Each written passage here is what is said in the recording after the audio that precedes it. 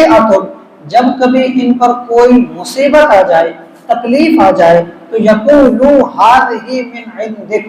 پھر یہ کہتے ہیں کہ یہ اس نبی کی طرف سے ہے۔ مطلب یہ کہتے تھے کہ جب سے یہ نبی آئے، جب سے ہم نے ان نبی کے پیچھے چلے، ہم تو مصیبتوں میں آ گئے، ہم پریشانیوں میں آ گئے۔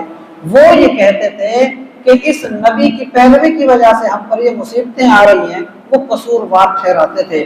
آپس میں جب بیٹھتے تھے یہ بات کرتے تھے۔ اللہ نے یہاں ظاہر کیا اور فرمایا کہ نہیں، یہ اس طرح کہتے ہیں نا تو قل، ان کو یہ کہہ دو اے محبوب کہ کل من عند اللہ، یہ سب اللہ کی طرف سے ہے۔ اگر تمہیں اچھائی ملی وہ بھی اللہ کی طرف سے ہے، اور اگر تم پر کوئی مصیبت پریشانی آئی نا تو یہ بھی اللہ کی طرف سے ہے۔ مراد اس سے یہ ہے کہ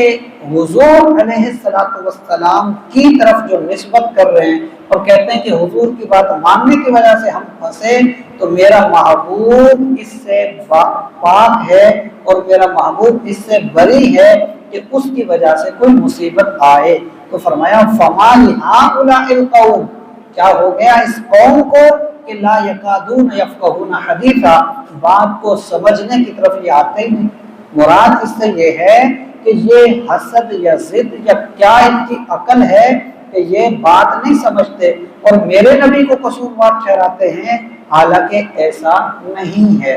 اب یہ بات کرنے کے بعد اللہ نے یہاں سب کو سمجھایا اور فرمایا ما اصابک من حسنۃ، سنو سب یہ غور کرو کہ جو تمہیں اچھائی پہنچتی ہے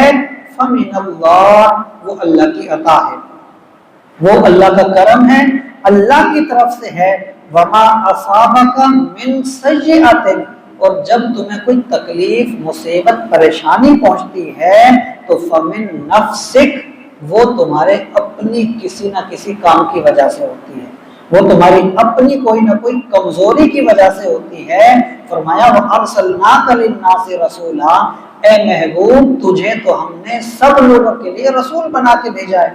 اب یہ بات ہے کہ رسول سب کے لیے بنا کے بھیجا، پھر منافقین بیچ میں مانتے کیوں نہیں؟ کفار انکار کیوں کرتے ہیں؟ منافقین دوغلی پالیسی کیوں کرتے ہیں؟ اس کی کیا وجہ؟ تو اللہ نے پھر اس چیز سے فرمایا وَكَفَى بِاللَّهِ شَهِيدًا،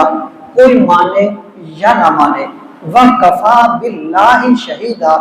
کافی ہے اللہ تعالیٰ کی گواہی اس بات پر۔ یعنی اللہ نے اپنے حبیب سے کہا اے محبوب میں نے تجھے جب رسول بنا کے بھیجا، کوئی مانے نہ مانے میں رب تو گواہی دے رہا ہوں نا، تو مجھ رب کی گواہی کافی ہے کہ تو سب کی طرف میرا رسول ہے۔ مراد کہ حضور سید عالم صلی اللہ علیہ وآلہ وسلم کی عظمت، آپ کے مقام کو بیان کیا گیا، اور لوگوں کی طرف کہ جو لوگ انکار کرتے ہیں یا جو لوگ نہیں مانتے، ان کی طرف سے یہ بات کی گئی کہ ان کی یہ جو بات ہے اس پر غور کرنے کی ضرورت ہے ہی نہیں،